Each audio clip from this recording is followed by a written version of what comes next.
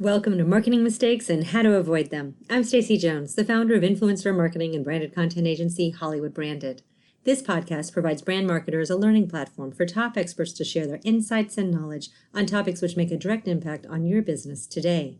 While it is impossible to be well-versed on every topic and strategy that can improve bottom-line results, my goal is to help you avoid making costly mistakes of time, energy, or money, whether you are doing a DIY approach or hiring an expert to help.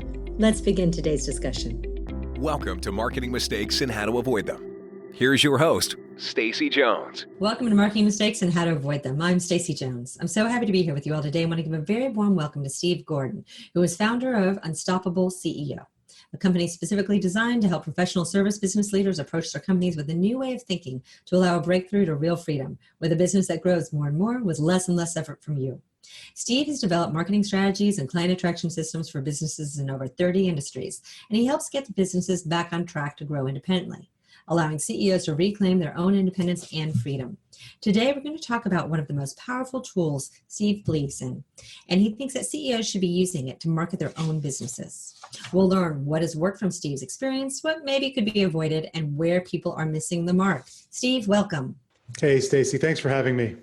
I am super happy to be here today with you because I know there are so many things that you're going to be talking about that I, as a CEO, could learn from so that I can unfetter myself a little bit more from my own business. So thank you for your time that you're going to be spending with us. Could you start off by sharing a little bit about your background and what got you to where you are today? Sure. So I like to tell people I'm a recovering engineer. So I started off in life with a technical degree. My degree is in this little tiny field of engineering called geomatics.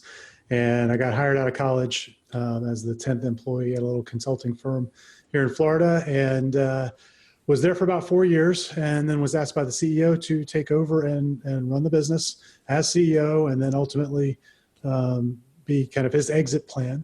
And so at the ripe old age of 28, I was running a company and not knowing what I was doing at all. And so I got a lot of on-the-job training and paid some expensive tuition at the School of Hard Knocks. So with that business, we were able to grow that revenue-wise by about 10 times, and it was a lot of fun. We had a great team. I realized through the course of that the thing that I loved doing wasn't so much the technical work, but really enjoyed sales and marketing. And I knew that a lot of the service businesses that were friends of ours and folks in our industry and related industries really struggled with how do we go get clients, particularly when they felt like maybe they weren't natural at selling. And I had always approached it from a systems perspective, like how can I build a system that will sort of deliver me a client and do it without me having to spend all my time on business development. And so I decided in 2010 to go off and start helping businesses do that. And so I've been doing that for almost 10 years now. Well, I think you may hold the keys to the magic kingdom with that. Let's hope, right? We'll find out in about an hour. That's good. I have a feeling from what I've read about you that you do. So can you start off telling people and sharing with them, what are some of the common mistakes CEOs make? What is it that business owners go in and think that they're going to do, and where do they actually end up? Well, when it comes to marketing, I think the first and fundamental mistake is going too broad. I had a client that he described his market as anyone with a heartbeat and a wallet. And, it's impossible when your definition of a potential client is that broad to actually create a message that's meaningful to any of them. And so I think the biggest mistake is not focusing on who you really want to be a hero to in your business. And when you get that focus, all of a sudden things open up. Opportunities that were there before, but you couldn't see them, they become visible to you. You're tuned into them. And I mean, we see it time and again with our clients. We come in and we sort of force them to narrow down their marketing focus and get their message really focused in on one particular type of client. And all of a sudden they start picking up momentum and speed because everything just gets easier when you're speaking to a specific group of people. Yeah, that makes absolute sense. And so with all of the different things in marketing that one can do and going sideways and going too broad with that, what are some other things that CEOs typically do that may hinder them a little bit in the process of running a business? Well, I think the other big challenge is, I look at it as at the CEO as having really four roles. And so the first is to set the vision for the organization, obviously. Second is to take that vision and translate that into a core message. So you're responsible for vision and message. The third is to take care of the relationships, the key relationships in the business, and those are internal and external. And then the fourth is to look at from kind of a high level, what are the systems that we need to get where we're going? Not go and build all of the systems, but really begin to think about how do we put this together. And what I see most CEOs doing is a whole lot of other stuff that doesn't fit into any of those four buckets. And I think the whole game that we're playing in leading businesses is about stripping away everything that doesn't fit in those four buckets and getting them done some other way, whether it's automation or getting them delegated or however they get done, so that you can focus on the things that are going to move the business forward. Because at the end of the day, it's the relationships that are compelled by the vision that you have and compelled by the message that you're communicating to them. And then the systems that deliver underneath that to create a result. And that's the business. And everything else is just noise. I think we get distracted by it way too much. I think it's a huge, huge mistake that most CEOs make. I would agree with that. And so really what you are prophesizing here is working not in the business, but working on growing the business. Fundamentally, that's the role of the leader, isn't it? Yeah. And it's hard to do, particularly in smaller organizations. It's really hard to do because you're wearing a lot of hats. And so you've got to begin to look for ways to create time where it doesn't currently exist. I'm not going to sit here and tell anyone that what they're doing currently is wrong and they're bad, but there's a better way. And I know that getting there isn't necessarily an easy thing and it's not an overnight thing, but you want to begin working in that direction, I think, and getting there as quickly as you can. Okay. So there's a better way. How do they go about it? What's the first step? Well, so we could talk about it broadly across, all business, and maybe that's the first place to start. And oftentimes, we work with companies on their marketing, but particularly for smaller companies, when I'm working with the business owner, the first thing we have to do is free up time so that business owner can work on the four things that we just talked about. Yeah. The fastest, simplest way to do that is to go hire an assistant. And I am shocked at the number of business owners that are walking around these days without having a personal executive assistant totally dedicated to them. That'll instantly free up a pile of time. And now you can take that time and use it on your marketing and your message and the relationships that you need to grow the business. But until you can free that time up, you're sort of stuck. And what else should someone do? Well, we obviously think marketing is pretty important, right? Because that's what we do. Yeah. I think that's a big lever. So once you've got a little bit of time, then I think you want to be looking at how can I start to build systems that will take someone from being a complete stranger. In other words, they're not aware of our business, introduce them to the business and bring them along a journey so that they are prepared to become a client. And begin thinking about how you're going to do that. So there are really sophisticated ways of doing that. And for bigger businesses, those are often probably the more appropriate thing to do, particularly if you've got a marketing team that can go and create that for you and a sales team that can fulfill on those leads as they come in. But if you're a smaller company, you've got to find a way that's really leveraged where you're getting a lot of bang for every bit of time that you put into it. If we want to get right down into tactics, the tactic that we find is really highly leveraged. And before we started recording, you mentioned that you're the sort of the master at content repurposing, right? I am. It's This is scary. yeah, it's kind of a content repurposing strategy. Yeah. So one of the things that we work with our clients on is to create for them a podcast. Mhm. And the reason that we create a podcast for them is that it's, at least for what we found, there's no better way, more powerful way to start a relationship in business than doing an interview like this. So if there's a prospect that you want to reach that has got all kinds of gatekeepers up and they're really difficult to get to, but maybe it's another business owner. If you approach that business owner with an opportunity to promote their business to everyone that you know, they're going to say yes almost every time. If you go out to a center of influence, a referral partner, somebody who can refer you, whether they refer you massively to their 10,000 person list of followers or just to their little circle of influence, and you want to connect with them and deliver value first and create reciprocity, there's no better way to do that than to invite them on to promote their business on a podcast. Right. Now, again, that covers creating relationship, which is one of those key roles.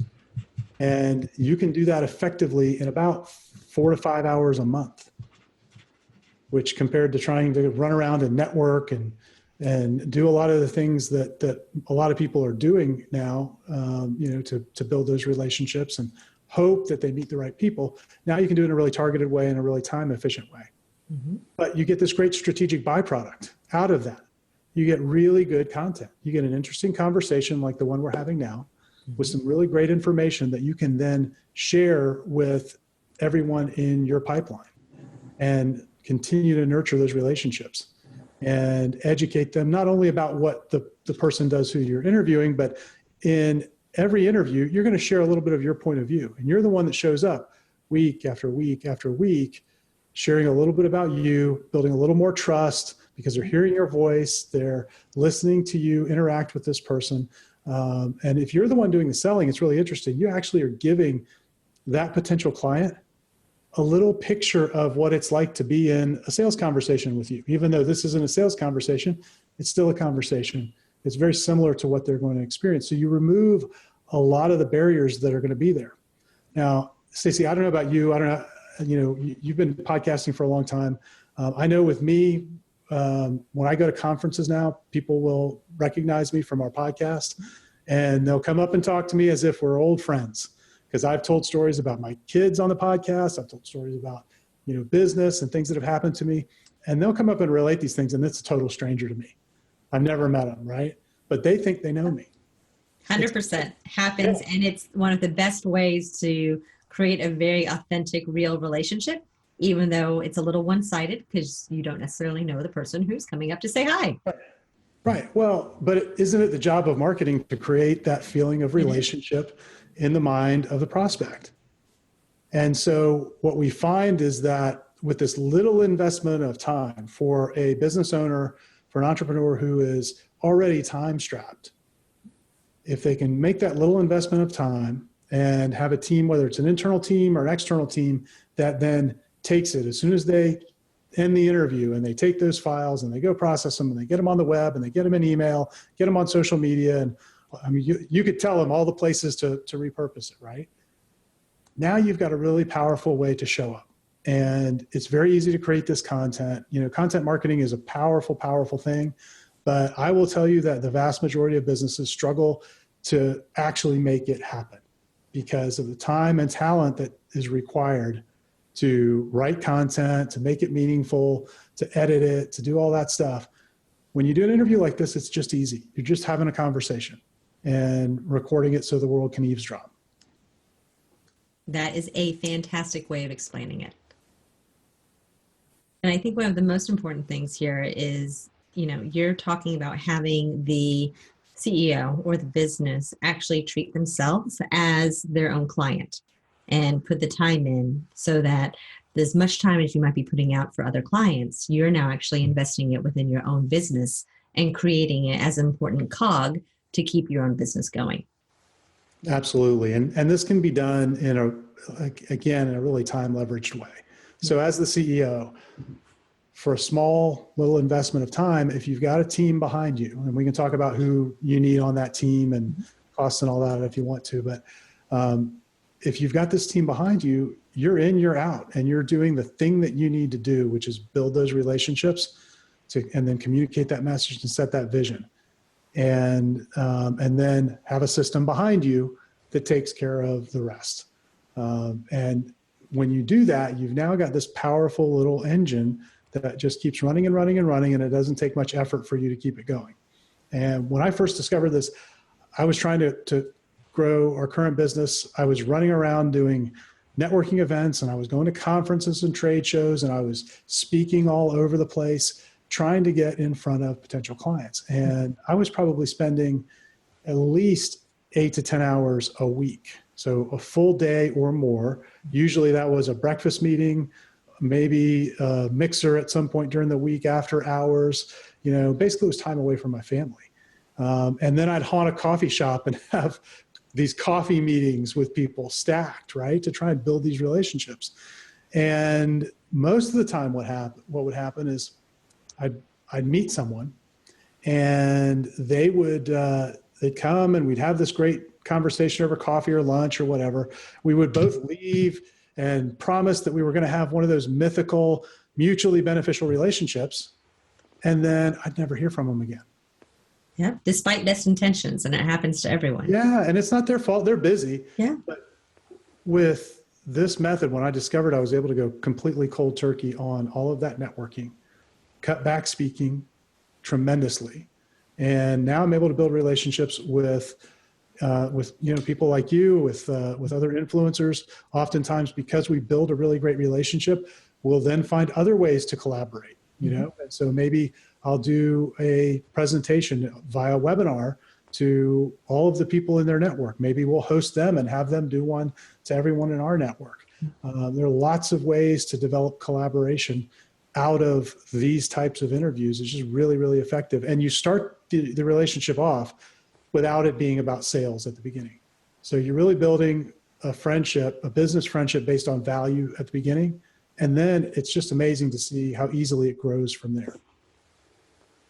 And is this something that you all help your clients do? Do you provide full turnkey systems with podcasting? We do now. At first I think I was pulled kicking and screaming to that, but we had clients that we were consulting with and teaching how to do this. And they kept coming back to us and saying, this is really great. It's really great, but I'm having trouble finding the right people. Because you really need about 5 different types of people to make this work. If you really want to do it well. We teach our clients to create kind of a wow experience before the interview. So we actually send a box out with a gift in it and some branded materials that answer kind of frequently asked questions and all that sort of thing in the mail. So they'd have trouble with a mail house or this or that. And I finally had a client say, look, could you just do this for me? And I finally said, okay, we'll do it. And so for about the last 2 years now, in addition to teaching them how to do it, we have been implementing that for them. And basically we took all of the processes that we've used to build our podcast and the team that has built it. And we've grown the team since then, but that's what drives all of this that we do for our clients. Yeah. Yeah, it's amazing when you as a business owner start doing something, especially if you're working in an agency setting, like both you and I are, as you start doing something and you master it and you really start figuring it out and you make all the 1,001 mistakes that we all make, right? Because that's what we're really good at doing when you're learning something. How many people come knocking on your door? And we've had the same thing happen with, can you do podcasts? Can you write blogs for us? Can you create this type of content? And it does open your doors as a business owner to see how things that you're doing that are really valuable for yourself are actually a new potential sales tool that you can give to someone else. Absolutely. Absolutely. So you said that there are 5 key individuals that you think someone would need on their team. They're not hiring your agency or someone else. Mm-hmm. Who are those 5? Like, who would actually devise and help someone master this? So first and foremost, you need somebody who can help you with strategy, because there's some strategy to making this work as a sales tool. The big mistake people make with podcasts is assuming that the money is in the audience. And there is money in the audience, and we can talk about where that can come from. But for the vast majority of podcasts, you're not going to have a million listeners, and it's going to be very difficult to monetize it through the audience and get business results. The business results come through the relationship that you have with the people you interview. So you need somebody that can help kind of devise that strategy and identify the right people to interview. Then the second thing that you need is an audio editor. And they're generally relatively easy to find, but you need an audio editor if you're going to do video, which we actually don't recommend. I'm very impressed that you're doing video. But for most of our clients, we don't recommend that just because it adds an extra layer of complication, more for the guests than for the client. Yeah. But you need an audio editor. If you're going to do video, you need a video editor. You need someone who can run your social media. And one of the great things about it is you do a podcast, you get a transcription of the interview. All of a sudden, you have all of these tweets already written for you. But you need somebody that has a little bit of discernment who can go in and pull that out, get them all loaded up into your social media accounts, both in Twitter and LinkedIn and Facebook and wherever else you want to be. You need a graphic designer because for each episode, you're probably going to want to put together a graphics package that you share with the guest. And then finally, you're going to need a copywriter. Because as great as these interviews are, if you want people to really go and listen to them, you're going to send out an email, and that email needs to have some really compelling copy that's going to get somebody to click and go listen to the interview. And so at a minimum, those are the people that you need. And of course, your host. You do need a host, yes, but we assume that whoever is the face of the business Correct. is the way to do that. Now, if you're in a bigger business, it doesn't have to be the CEO. It could be some people from your marketing team, and there are lots of examples in larger brands where they do that. But if you're a smaller business and you as the business owner are the face, then you really want it to be you. That makes sense. And, you made a comment a moment ago about, y'all don't use video. And I'm just going to jump in and say one thing. So I did, over 100 audio podcasts, like solo casts, just on my own. And I got tired of listening to myself. And quite frankly, all of them were, like how to do things that we do across influencer marketing and product placement and integration, celebrity endorsements, event activations. And quite frankly, I had no idea I could come up with 100, but I did. I managed to do that, which was a big win. But I got tired of listening to myself speak, and it was a little lonely. And I branched out into doing the interview portion. And I approached it originally the same way, where we were doing audio.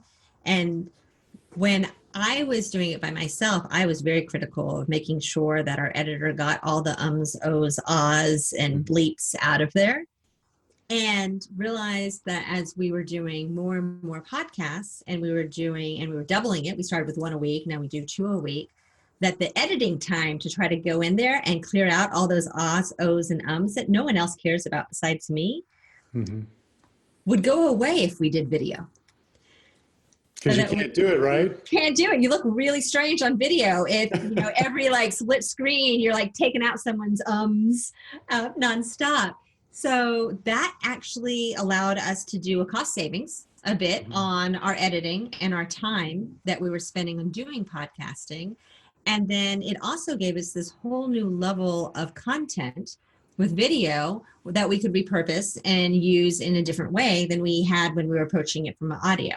And, I think we're maybe 50 or 60 interviews into doing video now.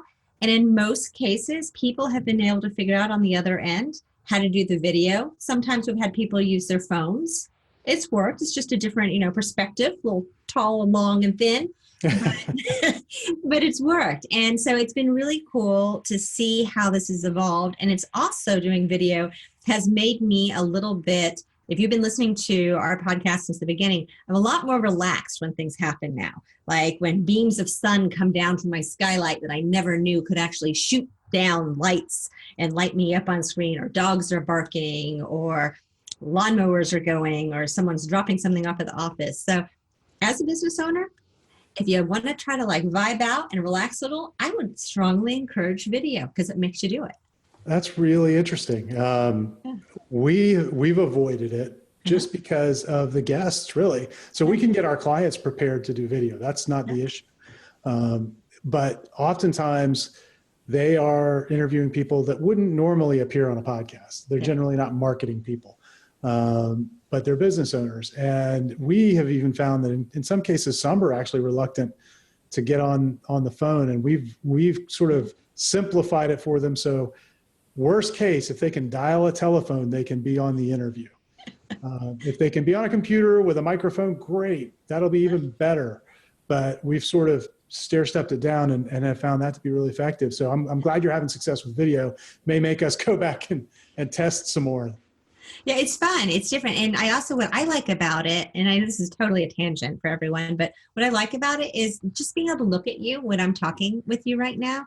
And I think it makes that connection just a little bit deeper than just doing it through audio. Yeah, absolutely. So Absolutely. you get to see the eyebrows raise of the, what did she ask? The stunned expressions coming across my computer screen. So you also mentioned a moment ago monetization. So how do you suggest? I mean, obviously, the podcasting to get new clients, you're interviewing someone, hopefully they come on board as a client, or you find ways to work with each other, or they expand your world, you expand their world, you both reap the benefits of it. Everyone's now a bajillionaire. But until that happens, what are other ways that you can monetize? And that, by the way, is the negative of videos, because it takes up more bandwidth. So you can freeze out a little bit. So there you have a negative. But what are some of the other ways that you can monetize with podcasts? So if someone is working with this. Yeah. So the ways that most people kind of initially think of, they're still available to you. So things like sponsorships, if you listen to podcasts, you've undoubtedly heard podcasts that run commercials, and those are sponsorships. And sometimes, people will sponsor for a season or a set number of episodes, or they'll do it for some period of time.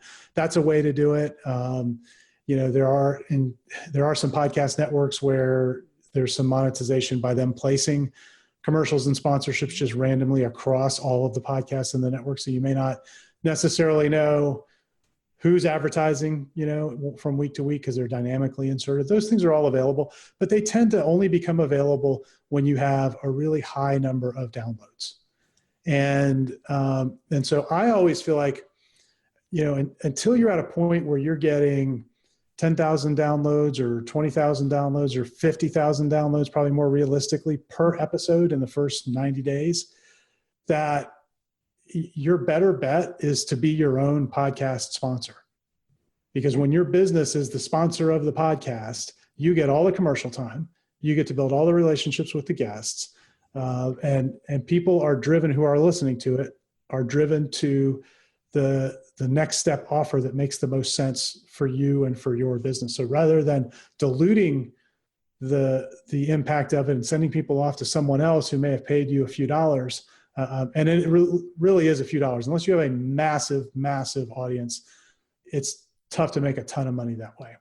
But if you're selling anything, particularly at a high ticket, more than a few $1,000s for a new client every time they do business with you, it's a fantastic way to begin to build up even a small audience, and then have those people show up and listen to you week after week after week, or if you do multiple times a week, listen to you then. I had a prospect on a sales call, was talking with us about being a client, and he had gone on a business trip in his car, and he said before he went, he loaded up our podcast, and it was like a 5-hour trip each way. So I get to spend 10 hours in the car with this prospect.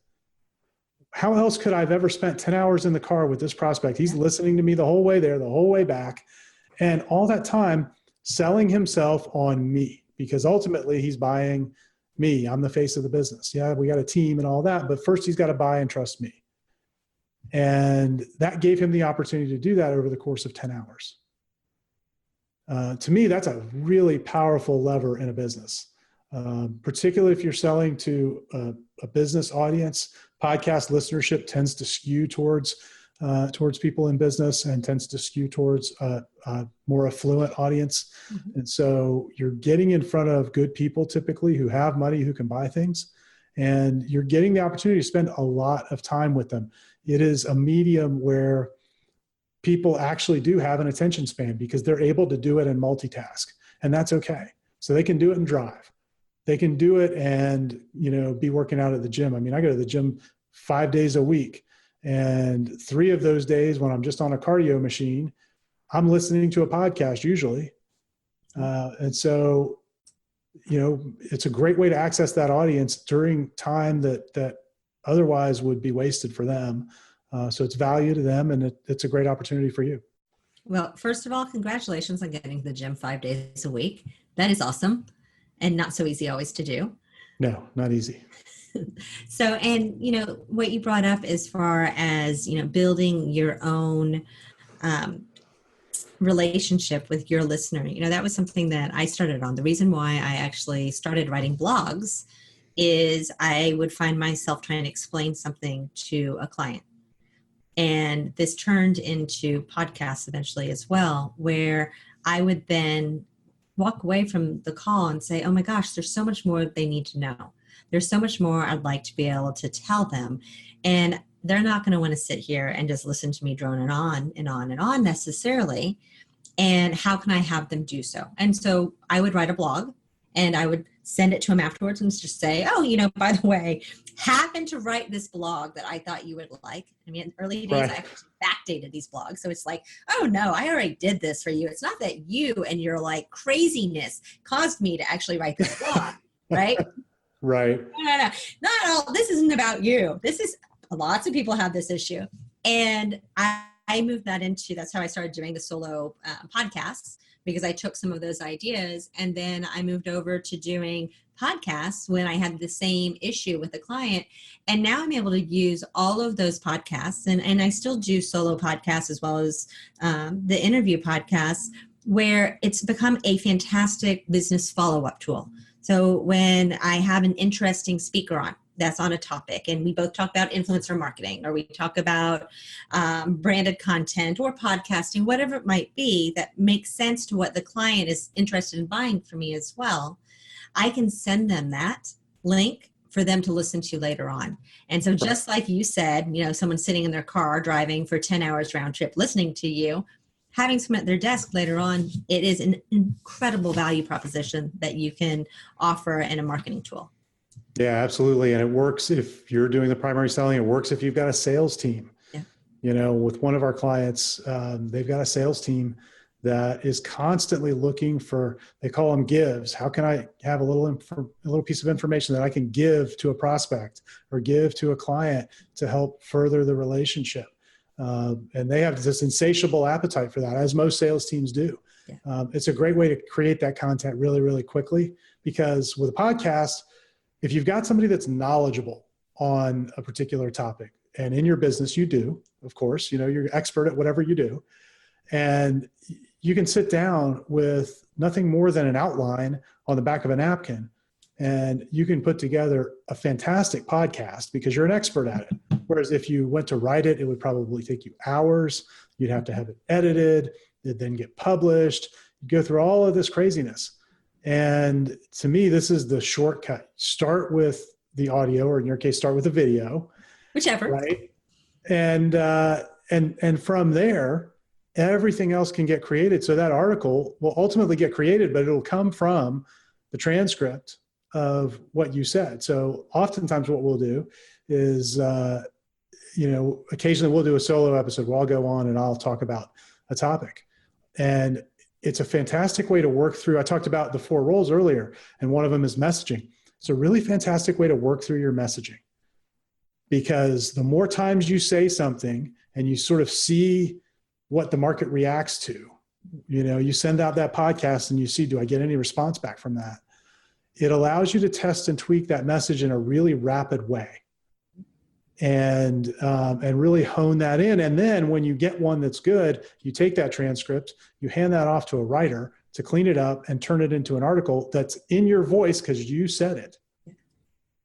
And now you've got a really great article right along with it that all started from a simple little outline that you just spoke. And it's just a fantastic medium. And then you can take it even further, since I am that whole content repurposing. Absolutely. You know more about that than I do. Right? Sure. You can take it where either an ebook and an actual book, you could take several of your interviews or your own solo casts, and you can publish that. You can break it down into infographics. You can break it down into animated videos. If you don't want to do a video, but you want to have, and you have this awesome voiceover and you have little bits of it, you can get someone to use Powtoons or different types of animated software out there and actually create something that's like a cool thing for your website to use. I mean, there's just so many things and directions that you can go once you've started and created the content. Absolutely. The hard part's getting the ideas out. Once you've done that, it can be used in so many ways. Yeah. And talking is an easy way to get ideas out. It is. It is. Somebody said it once, they never knew anybody that had talker's block. That is a very good way of saying that.